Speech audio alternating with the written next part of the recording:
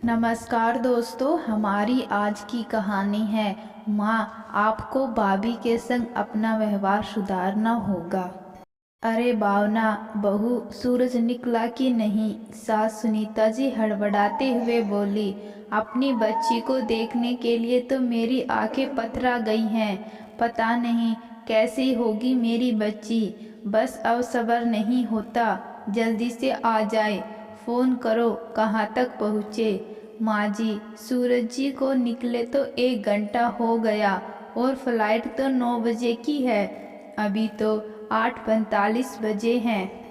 आप चिंता ना करें, दीदी समय पर घर पहुंच जाएगी। अरे तुम्हें क्या मालूम एक माँ का दिल अपनी बेटी के लिए कितना तड़प रहा है। पूरे 3 साल बाद आएगी मेरी नीति। सुनीता जी की बेटी विदेश में रहती है। कोरोना के कारण, कुछ छोटे बच्चे के कारण काफ़ी समय बाद आ रही है। ऐसा करे माँ जी, जाकर पूजा कर लीजिए, आपका थोड़ा समय कट जाएगा। तब तक दीदी भी आ जाएगी।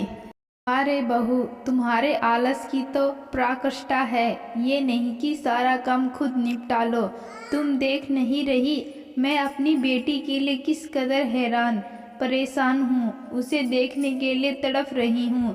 आओ जाकर खुद कर लो, मुझसे आज कुछ मत कहना। मैं अपनी बेटी के साथ ही बैठूंगी, कहते हुए अपने कमरे में चली गई। भावना एक लंबी सांस लेते हुए रसोई में भोग का प्रसाद बनाते हुए सोच रही थी, काश मैं भी मेरी माँ के पास जा पाती। पिछले 3 साल से तो मैं भी नहीं गई, मगर सास को शायद बेटी का दर्द दिखता होगा, बहू का नहीं। कहते हुए ठाकुर जी को स्नान करा कर भोग प्रसादी लगा रसोई में जाकर चाय नाश्ता बनाने लगी। भावना की शादी के बाद ही कोरोना महामारी आ गई। इसी बीच उसकी बेटा हो गया। पूरा समय घर में रहने के कारण सुनीता जी अपनी बहू भावना पर हावी होती गई।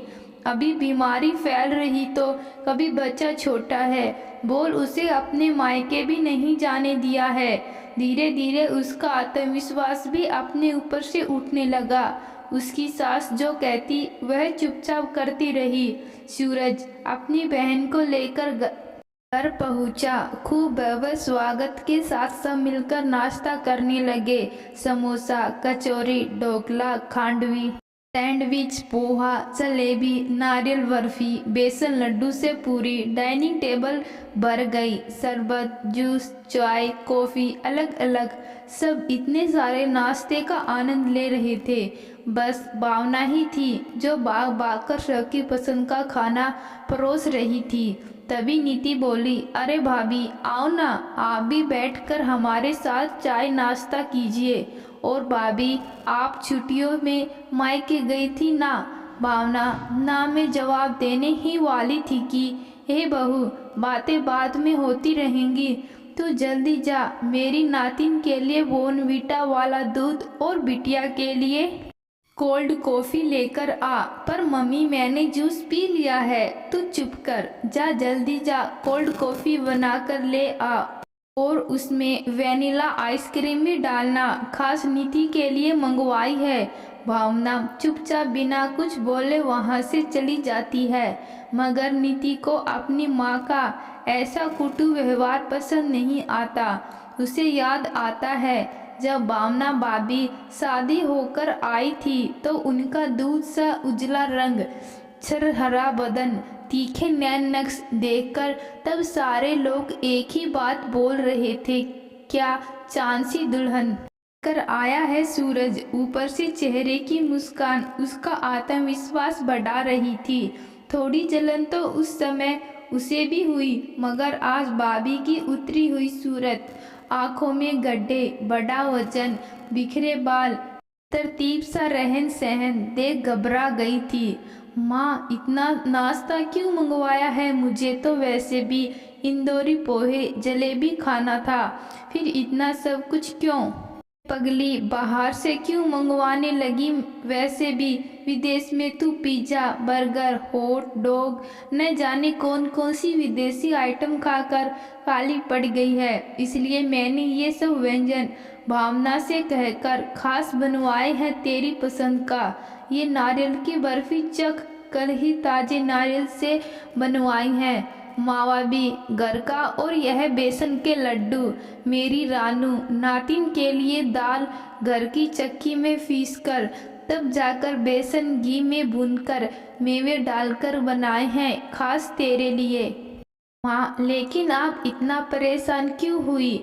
बाजार में तो सब मिलता है। अरे मैंने थोड़ी नहीं किया। तेरी भाभी कब काम आएगी? ये कोरोना आया है जब से मैं हर काम घर में ही करवाती हूँ। चाहे गेहूं से आटा पीसना हो या चने की दाल से बेसन बनवाना हो, सब घर में ही हो जाता है, शुद्ध ताज़ा। और अब तू जितने भी दिन रहेगी ऐसा ही खिलाऊंगी।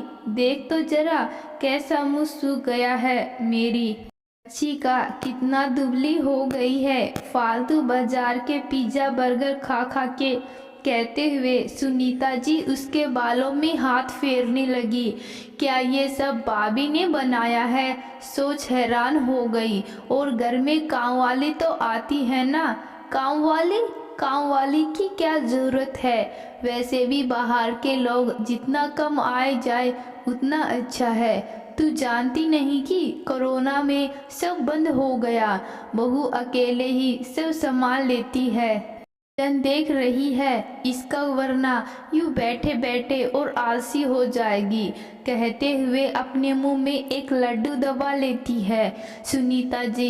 इस बीच भावना से नीति को बात नहीं करने देती। दोपहर के समय खाने की टेबल पर फिर पालक पनीर, मलाई कोफ्ता, खीर का रायता, दाल मखनी, जीरा राइस, खीर, मालपुआ, साथ में अचार, चटनी, पापड़, सलाद, सब कुछ रखा था। भाभी आपने अकेले ही सब बनाया? जी दीदी आप बैठिए। भी आप भी साथ में बैठिए तो ही मैं खाऊंगी। ये बैठ गई तो गरम रोटी कौन बनाएगा? जा भावना गरम गरम रोटी में गाय का घी लगाकर लेकर आना। मेरी नीति का चेहरा कैसे उतर गया है विदेश में, वैसे भी कहाँ ये सब मिलता होगा ना। कहते हुए सुनीता जी अपनी और नीति की थाली परसने लगी। मगर संजू को कौन पकड़ेगा? नीति फिर चिंतित होकर बोली, अरे बेटा तू खाने पर ध्यान लगाना। को आदत है, संजू 2 साल का को प्लेटफॉर्म पर बिठा लेती है, वो बैठा बैठा प्लेटफॉर्म पर बिठा दिलेती है। वो बैठा बैठा अपनी माँ के संग छोटी छोटी लोई से खेलता रहता है और वो गरम गरम रोटी ले आती है। काम तो ऐसे ही निपटाने पड़ते हैं, कौन सी बड़ी बात है। कहते हुए ककड़ी का एक टुकड़ा अपने मुंह में डाल चबाने लगी। मगर ये तो बहुत खतरनाक बात है माँ, कहीं दवा कढ़ाई पकड़ लिया और जल गया तो कुछ नहीं होता, हमेशा से ऐसे ही खेलता रहता है।